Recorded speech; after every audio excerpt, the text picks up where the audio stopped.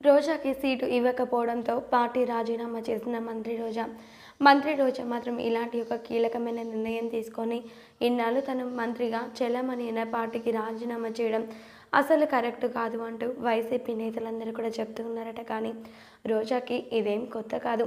తనకి పదవి లేకపోతే ఏ పార్టీలో అయినా చేరడానికి రోజా ఎప్పటికప్పుడు సిద్ధంగా ఉంటుంది అంటూ ప్రతిపక్ష నాయకులు చెప్తూ ఉన్నారట. వైసీపీ మంత్రి రోజా ఈమె గురించి ప్రత్యేకంగా చెప్పనక్కర్లేదు.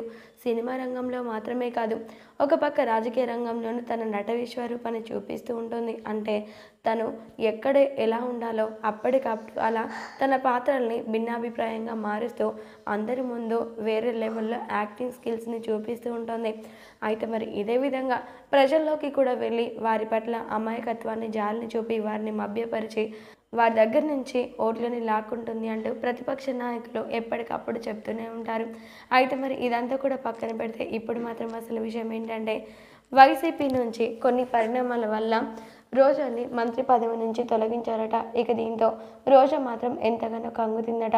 ఎలాగైనా సరే పదవి నాకు కావాలి అని ఆలోచించుకుందో ఏమో తెలీదు, కానీ ఉన్నట్టుండి తనకి ఆ వైసీపీ పార్టీలో పదవి లేదని తెలుసుకొని పదవి కోసం ఇప్పుడు వేరే పార్టీలో చేరడానికి సిద్ధంగా ఉందట. అందుకోసమని ముందుగానే వైసీపీ పార్టీకి రాజీనామా చేసిందట రోజా. మరి రోజా తన నెక్స్ట్ పన్నాగం ఏ పార్టీలోకి అంటే అధికారంలోకి రానున్న జనసేన పార్టీలోకి వెళ్తుందా, లేదంటే వేరే ఏ పార్టీని చూసుకుంటున్నదని మాత్రం ఎంతగానో చర్చనీయాంశంగా మారింది. మరి టీడీపీ పార్టీలో ఉన్నప్పుడు వైసీపీ పార్టీపై ఎన్నో విమర్శలు గుప్పించింది రోజా.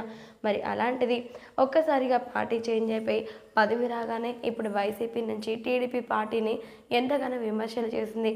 మరి అలాంటిది నిన్న మొన్న జనసేన అధినేత పవర్ స్టార్ పవన్ కళ్యాణ్ గారిపై ఎంతగానో అనుచిత వ్యాఖ్యలు చేసిన రోజా ఒకవేళ తను ఆ పార్టీలోకి వెళ్తే పవర్ స్టార్ పవన్ కళ్యాణ్ దేవుడు అంటుందేమో చూడాలి మరి.